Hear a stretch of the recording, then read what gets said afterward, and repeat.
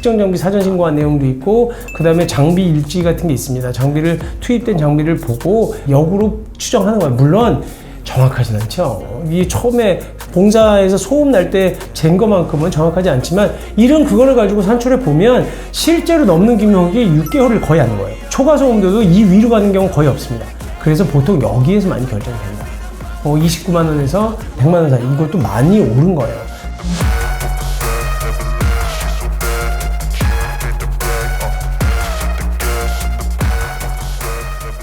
네, 안녕하세요. 도사이승태TV의 이승태 변호사입니다. 제가 오늘 오랜만에 환경사건 관련돼서 좀 얘기 드리려고요. 스트레스 엄청 받죠. 정말 소음이라는 거, 진동, 왁치, 정말 뭐라고 지금 말을 할 수가 없어요. 요즘에는 건축 경기가 좀 줄어서 좀 안 좋아서 많이 줄긴 했는데 그래도 공사장 소음 때문에 굉장히 많은 이 피해를 호소하시는 분들이 많죠. 그랬을 때 우리가 어떻게 해야 되느냐. 제가 매일 얘기하는 거지만 그 경우에도 그냥 시공사랑 합의하라는 거예요. 제일 좋은 건. 근데 합의금이 적절한지를 모르잖아요. 그 합의하라고 하는 이유가 합의금이 적절한지도 잘 모르기 때문에 불안하긴 하지만 그래도 합의를 하는 거는 피해 아파트에 전체 세대가 같이 이렇게 배상금을 나눌 수 있고 피해를 어느 정도 보존할 수 있는 장점이 있기 때문에 그래요. 그렇지 않고 만약에 세 줄의 아파트가 있다고 쳐요. 근데 제일 남쪽에서 공사를 해요. 시끄러워 죽겠네. 그럼 기본적으로 누가 제일 시끄러워요? 자기 집이 제일 시끄러워요. 본인 집마다 다 각자의 이유가 있어요. 그 얘기는 우리 집에는 고3 수험생이 있고, 그러면 우리 집에는 또 아이가 1살 된 아이가 있어 자주 깨고, 우리 집에는 남편이 밤낮으로 교대 근무를 하기 때문에 새벽에 낮에 잠을 자야 되는데 잠을 하나도 못 자서 힘들고, 그러다 보니까 자동차 사고도 나가지고 돌아가실 수도 있고 위험하고, 한 번은 사고가 그렇게 났다는 거고 잠을 못 자서 결국은 자기들 사정들이 다 있기 때문에 자기 집이 제일 시끄러워요.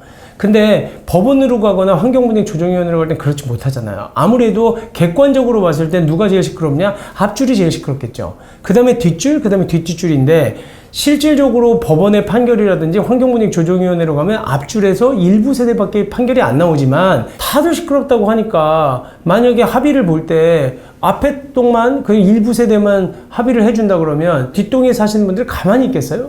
엄청 불만을 많이 제기를 하시죠. 그렇기 때문에 제가 누누이 얘기 드리는 거는 그냥 기본적으로 입주자 대표회가 나서서 그 공사 때문에 다 피해보는 건 사실이니까 합의를 해라. 전체적으로 합의를 해라. 그러니까 도색을 해준다 그러면 도색을 하고, 아니면 공사가 끝나고 나서 전부 물청소를 한번 해달라, 아니면 일부 금액을 줘서 돈을 나눠서 차등 지급을 하든지 이렇게 합심해서 해라. 근데 만약에 그게 안 될 때는 어쩔 수 없이 환경분쟁조정위원회로 먼저 가라는 거예요.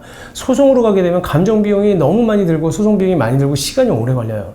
그러다 보니까 가뜩이나 소음 때문에 지쳤는데 언제 또 소송하고 있냐. 차라리 환경분쟁조정위원회 가는 게 낫다라는 거예요. 근데 그럴 때 환경분쟁조정위원회로 갈 때 정신적인 위자료만 청구할 수 있느냐, 아니면 건물 부분도 청구를 할 수 있느냐, 이 부분도 살펴보고, 또 중앙환경분쟁조정위원회로 가야 되느냐, 아니면 지방환경분쟁조정위원회로 가야 되느냐, 그 다음에 비용은 얼마큼 올랐느냐. 환경분쟁조정법에 뭐라고 되어 있느냐, 환경피해란 사업활동 그 밖에 사람의 활동에 의해서 발생하거나 발생이 예상되는 대기, 수질, 토양, 해양, 소음, 진동, 악취 뭐 이렇게 쭉 있다는 거. 일조방해, 통풍방해, 조망방해 쭉 있는데 이런 것들을 환경피해라고 한다.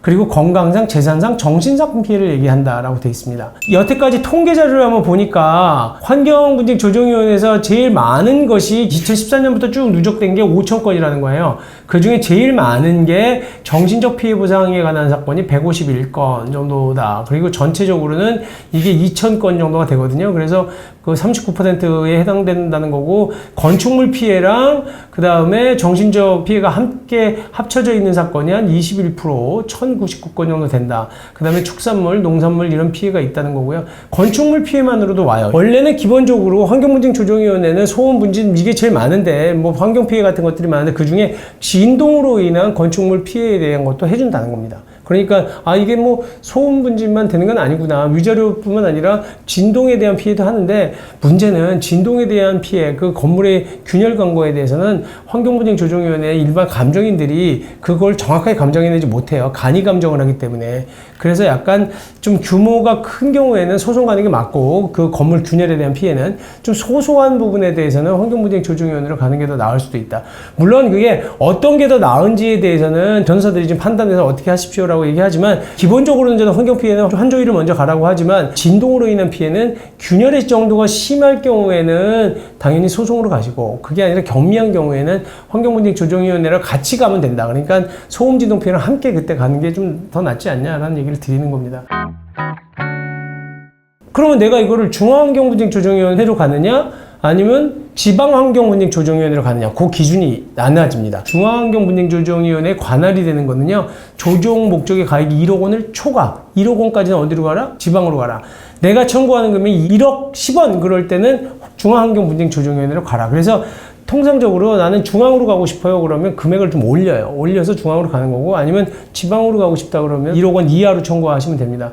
그 다음에 또 하나는 뭐 둘 이상 시도 관할 구역이 걸치는 분쟁. 그러니까 우리 아파트가 시도 중간에 경계선에 걸쳐 있다. 이 경우에는 중앙으로 갈 수밖에 없다는 거예요. 그러니까 근데 이런 경우는 많지 않고요. 그 다음에 지방환경분쟁조정위원회는 제가 얘기 드린 것처럼 아까 1억 원 이하인 경우에 그렇다는 거고 나머지 부분은 그렇게 복잡하게 생각하지 않으셔도 돼요. 대신 일조권에 대한 환경분쟁조정 사건은 기본적으로 지방환경분쟁조정에 받지 않습니다. 그렇기 때문에 그건 중앙으로 가서 재판을 해야 된다는 거고요. 사실은 재판이 아니에요. 재결이에요.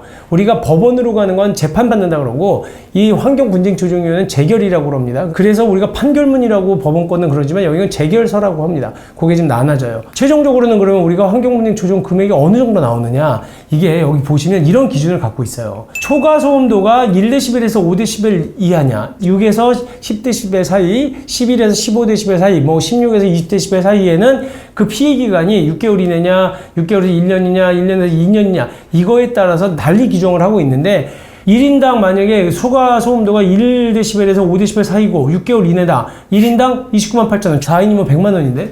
그러면 공사를 2년 했어요. 만약에 초과 소음도가 적어도 그 6에서 10dB 정도가 되는 것 같은데 이 정도면 나는 1인당 200만 원씩 4인 가족이면 거의 800만 원? 많이 받네. 이렇게 생각하면 안 돼요. 이게 무슨 얘기냐면 피해 기간이라고 하는 거는 기본적으로 봉사를 시작한 모든 기간이 아니라 추인 한도를 넘었다고 볼 수 있는 기간 65dB를 넘었다고 보여지는 기간을 나타내는 거예요. 그렇기 때문에 그거는 감정을 해보면 공사장 감정을 어떻게 하느냐 이미 다 소음이 지났는데 근데 장비가 갖고 있는 고유의 소음도가 있기 때문에 장비 일지라든지 장비 투입 정도를 가지고 어떤 장비를 사용했는지 신고한 내용들이 있거든요. 뭐 특정 장비 사전 신고한 내용도 있고 그 다음에 장비 일지 같은 게 있습니다. 장비를 투입된 장비를 보고 역으로 추정하는 거예요. 물론 정확하진 않죠. 이 처음에 봉사에서 소음 날 때 잰 것만큼은 정확하지 않지만 이런 그거를 가지고 산출해 보면 실제로 넘는 금액이 6개월을 거의 하는 거예요. 초과 소음도도 이 위로 가는 경우는 거의 없습니다. 그래서 보통 여기에서 많이 결정이 된다. 29만 원에서 100만 원 사이 이것도 많이 오른 거예요. 30% 정도 올랐기 때문에 예전에는 한 10만 원, 1인당 10만 원에서 뭐 많게 나오면 100만 원까지 140만 원까지도 제가 받아왔는데 이거는 기본적으로는 10만 원에서 1인당 뭐 한 30만 원, 40만 원이 제일 많아요. 근데 그게 요즘에 약간 올라서 13만 원에서 3, 40이었으니까 4, 50 정도로 간다고 생각하시면 돼요. 그래도 환경분쟁조정위원회를 가는 게 훨씬 빨라요. 좌우간 이렇게 간다. 대신 환경분쟁조정위원회 단점은 뭐다? 이 기준이 넘는 사람만 받는 거다. 안 그런 사람은 다 져요. 그러다 보니까 제가 다시 돌아가서 얘기 드리지만 처음처럼 모든 사람들이 피해를 본 부분이 있기 때문에 가능하면 전체로 합의를 해서 금액을 나누시는 게 좋다. 하지만 기본적으로 환경분쟁조정위원회로 가실 때는 전면 세대만 받을 가능성이 높다는 거 이해를 하시고 어떤 기준으로 그리고 중앙으로 갈지 지방으로 갈지 1억 원을 기준으로 한다는 거고요. 1억 원을 초과해야 중앙으로 간다. 그 다음에 1인당 평가 금액은 이렇게 달라졌다. 그런 것들 보시면 될 것 같습니다. 네, 조금이라도 좀 도움이 됐으면 좋겠습니다. 감사합니다.